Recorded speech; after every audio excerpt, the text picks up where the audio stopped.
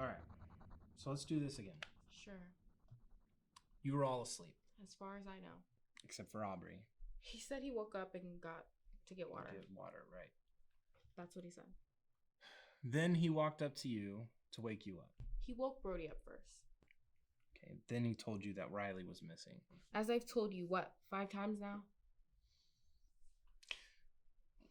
What time was this? Yes. As I said before, I don't know for sure. I was asleep at this point, but I believe they said it was about 3 a.m. or something. But again, I was asleep, so I don't know for sure. What time was this? When I checked my phone, it said 4 a.m. And that's when you were told Riley was missing? Yes. But you didn't look for him because... I told you. I was tired. I wanted to go back asleep. So honestly, I wasn't too interested in walking around the woods and looking for someone who I didn't want to be there in the first place. I kind of brushed it off. I figured he was out doing something on his own. See, that's the thing that always gets me. Because my reaction to finding out one of my friends He's not my friend. Is missing is, ooh, where did he go?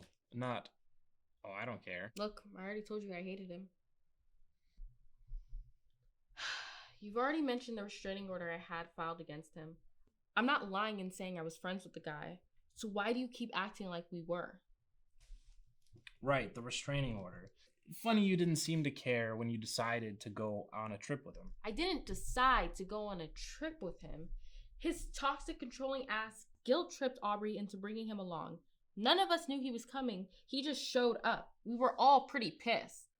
It's an odd reaction to a friend showing up. He wasn't our friend. He was Aubrey's boyfriend that we were stuck with until they inevitably broke up.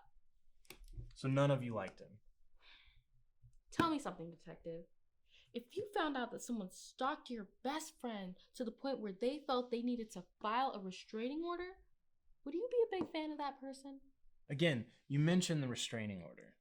And I'm compelled to mention that you put yourself in a position to where you'd be around him for an extended period of time. At some point, you have to take responsibility. I had a panic attack when I saw him step out of the car. And I was ready to call the cops before Aubrey begged me not to. Riley said that he didn't want me to ruin the weekend and he wished I could just let it go and forgive him because he wanted to mend our friendship, not caring that I didn't want him to be a part of my life. So you admit that you wanted him out of your life? I didn't kill him. As much as I hated him, yes, I admit I did. I would never murder someone. That includes Riley. So you're not even a little happy that he ended up like this? No, it doesn't make me happy. I didn't want this. What do you want? Didn't you say you wanted him out of your life for good? What about your boyfriend? He was there too. It says here that they've gotten into physical altercation before. Dylan didn't kill him. He was with me the whole night. We shared a room. I'm a light sleeper. If he'd gotten up, I would have noticed. Listen, I've told you everything I know. I've tried to be as cooperative as possible. But please, I want to go home. At least shower, change my clothes. I've been here for hours. I'm tired.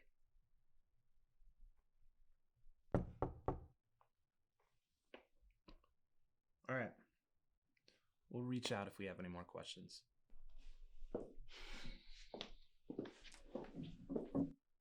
Rossi, I think she's telling the truth. Of course you do. She got the most motive out of everybody, except maybe your boyfriend. You think Riley's boyfriend killed him? He said that they were happy together. Yeah, and Liz described Riley as both toxic and controlling. Maybe he'd had enough. So do you think it was the boyfriend? No, not necessarily. I'm just saying you're looking at Liz pretty hard, and to me it looks like she's telling the truth.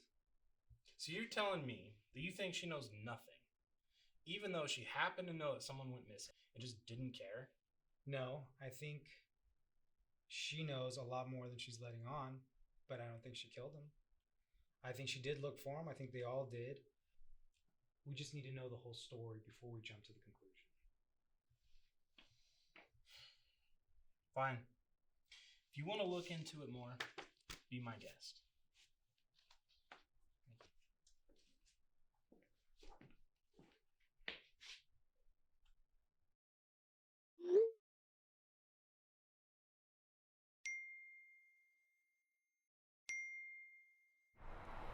They're suspicious of us. They think we killed him. Do you blame them? We hated him. That's a motive for murder. It doesn't mean we actually killed him. Listen, they can't actually prove we did anything. They're just guessing based off the little information that they do have. The more you worry, the more suspicious you are, the more likely you are to get caught. Are you okay? I can't imagine how hard this is for you. Maybe we should just all go home. We shouldn't talk about these things here. Should we talk about this later? I don't know. We'll figure it out later. Let's just go.